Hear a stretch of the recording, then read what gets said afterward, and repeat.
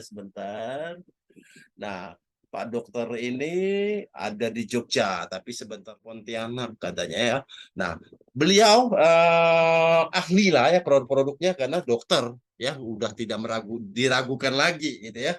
Nah, produk yang ini ya, omega 3, omega 9. Jadi sangat bagus sekali untuk kesehatan tubuh ya. Kita tahu bagaimana suku Eskimo itu umurnya panjang-panjang dan tidak pernah terserang jantung. Kenapa? Karena mereka makan ikan salmon. Di dalam minyak ikan salmon itu terdapat kandungan yang namanya omega 3, omega 9 dan minyak sanca ini ya. Untuk menjelaskan ini semua saya persilakan Pak Dokter Budi dari Jogja. Silakan Dok. Assalamualaikum warahmatullahi wabarakatuh. Pak Yopi, terima kasih banyak atas perkenalannya ya. Saya Dr. Budi Febrian, saya kebetulan dokter spesialis neurologi atau saraf dari UGM. Untuk minyak sanca inci memang luar biasa ya. Dikenal juga sebagai the miracle herbs atau herbal yang mengagumkan ya. Karena kandungan omega 3, 6, dan 9-nya itu hampir 10 kali lipat lebih tinggi daripada minyak ikan salmon ya. Jadi mengandung omega 3, 6, dan 9, Pak Yopi, lebih lengkapnya ya. Jadi memang dalam 1 mili minyak saca inci itu bisa kandungannya omega 3, 6, 9-nya setara dengan 10 kali lipat atau 10 mili dari minyak ikan salmon. Jadi memang kalau dari segi ekonomis memang lebih ekonomis ya, seperti itu, Pak Yopi.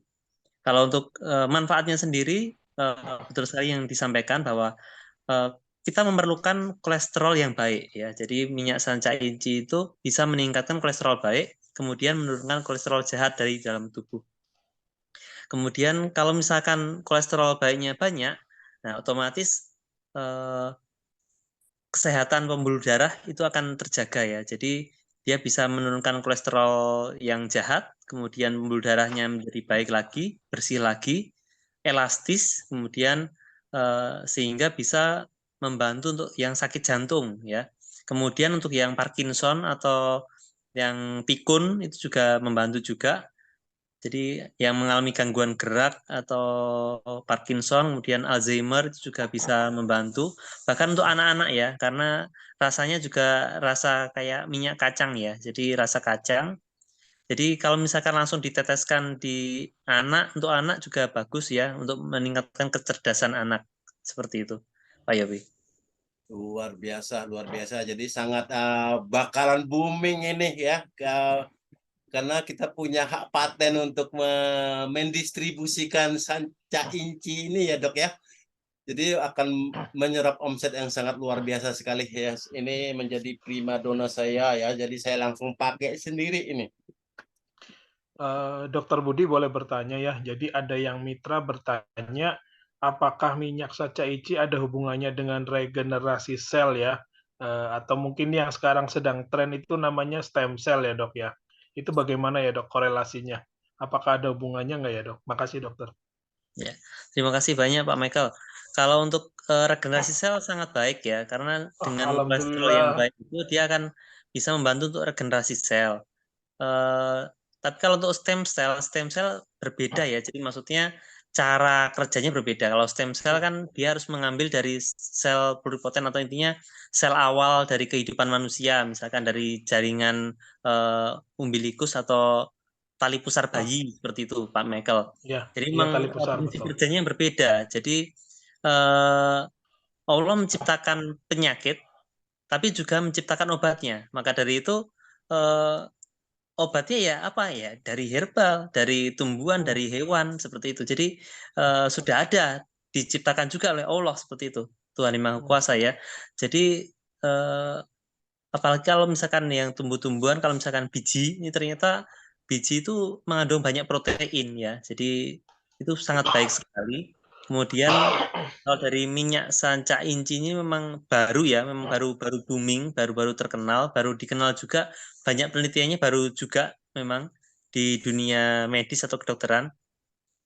Bahkan untuk minyak sanca inci ini bisa untuk tambahan atau untuk terapi pada kejang atau epilepsi ya. Jadi memang Oke. baru sekali ya, betul betul. Jadi memang baru, tapi ini sedang digali lagi kelebihan-kelebihan dari minyak saca inci ini. Gitu. Begitu Pak Michael. Luar Oke, biasa oke. ya. Jadi selling point-nya juga bisa apa ya, menyamai hampir apa. Jadi untuk regenerasi sel memang bagus karena tubuh itu memerlukan kolesterol baik, Pak Yopi. Jadi kolesterol itu juga bagus juga memang. Jadi untuk tenaga itu lebih bagus, kemudian untuk regenerasi sel lebih bagus. Seperti itu, Pak. Kalau untuk regenerasi sel lebih ke protein sebenarnya. Tapi di minyak sanca ini juga proteinnya bagus juga karena dia mengandung protein yang apa namanya itu? Protein yang HDL itu. dibutuhkan oleh tubuh seperti itu. Ya, Oke, sampai tiga. luar biasa ya, luar biasa. Berarti ke depannya karena ini masih bakal sekali ya, Dok ya. Ke depannya. Ya, memang kalau untuk harga memang masih tinggi ya karena memang masih jarang sekali diproduksi di Indonesia ya, seperti itu. Dan masih jarang dibudidayakan seperti itu. Jadi kita beruntung lah ini ya. Ini planning PT FAN akan mengembangkan loh di setiap daerah ini akan ditanam ini nanti luar biasa Pak Yopi. Pak Jainal lah coba bisa ngomong. Pak Jainal tadi Iya, mana ya? Pak Jainal. Mana nih Pak Jainal? Ada. Oke. Sebagai Iya. tambahan ya Pak Dokter juga saya menganalisa atau mencoba minyak saca inci ini baru dari oles aja dari luar ya. Dan sudah Oke. beberapa hal ini sudah banyak yang merasakan. Misalnya yang kemarin ada yang bekas main bola ya. Kakinya tertatih-tatih, dioleskan itu hanya dalam beberapa menit ya Pak Dokter. Itu kita sambil ngobrol, tahu-tahu kok jadi enakan. Ada juga yang luka, ada juga yang gatal-gatal. Ya kita terus coba dari luar dulu ya, dari luar yang hanya dioles, yang hanya dioleskan. Itu juga hasilnya super cepat kalau menurut saya. Itu luar biasa. Misalnya ada yang pegal, itu juga. Nah, ini kan sangat apa ya? Sebelum tadi ya kita mendapatkan penjelasan yang lebih detail dari Pak Dokter, itu yang dari dalam. Ini baru dari luar ya. Baru dari luar saja ini sungguh luar biasa. Yang kemarin yang bengkak kena bekas main bola itu Pak, itu luar biasa diolesin dengan minyak. Kebetulan saya ada kan ya, kebetulan ada. Dan kita mencoba untuk mengoleskan yang pecah, yang luka-luka gitu ya, luka, ada yang koreng juga. Itu bagus sekali Pak. Ini ya kita baru dari luar dulu ini, baru dari luar dulu ya. Nanti mungkin akan banyak juga yang mengkonsumsi dari dalam, merasakan manfaatnya. Dan ternyata ini jadi memang gini, kita itu semuanya harus bisa targetkan PAN 1, PAN 2, PAN 3 sampai PAN 7. Nah, setelah pada berhasil semua nih, kita harus punya perkebunan masing-masing. Untuk saca incinya kita budidayakan masing-masing biar kita makin swasembada pangan gitu lah, swasembada dompet dan ATM juga. Seperti itu. Iya, luar biasa terus ya. ini Pak Dok, saya yang mau ini mohon dijabarkan juga untuk manfaat-manfaat kopi gitu, biar lebih meyakinkan gitu, biar lebih meyakinkan secara medis gitu Pak. ya. Mohon di ini Pak, monggo. Iya. Terima kasih. Tadi siapa ya tadi? Pak Jainal, owner. Pak owner. Oh, Pak Zainal, oh Masya Allah. Iya. Ya. Jadi untuk kopi sendiri memang kita perlu edukasi ke masyarakat ya. Terkait dengan minum kopi itu memang kopi itu sebenarnya menyehatkan. Banyak orang yang mungkin merasa kalau misalkan minum kopi kok jantungnya berdebar, kemudian minum kopi kok tekanan darahnya naik, kemudian minum kopi kok cekot-cekot kepalanya. Nah, itu sebenarnya adalah suatu healing krisis atau mekanisme kerja kopi memang seperti itu. Jadi kopi tadi sedang bekerja, dia vasokonstriksi atau mengecilkan dulu pembuluh darah secara sementara. Itu hampir sama seperti kita olahraga. Orang yang melaksanakan olahraga itu pasti akan tekanan darahnya akan naik dulu. Kemudian denyut jantungnya berdebar-debar dulu. Nah, kemudian ada juga yang kalau olahraga jadi panas itu di dadanya ya. Itu berarti kopi itu bisa mendeteksi secara awal ya. Jadi mendeteksi secara awal pembuluh darah mana yang bermasalah seperti itu. Jadi jangan di stop langsung, tapi dikurangi dosisnya ya. Ini yang perlu diperhatikan agar apa? Agar nanti pembuluh darahnya semakin baik ya. Jadi pembuluh darah itu dia mengandung otot polos namanya ya. Kalau misalkan otot tangan kita, otot kaki itu otot lurik. Kemudian kalau misalkan jantung dia campuran ya. Jadi kalau misalkan otot polosnya tadi itu sering dilatih, nah sering berolahraga, kalau nggak bisa olahraga misalkan udah kena stroke misalkan, kan olahraganya jarang. Makanya itu orang yang stroke, udah kena stroke, sebaiknya minum kopi. Agar apa? Agar pembuluh darahnya juga terlatih seperti itu.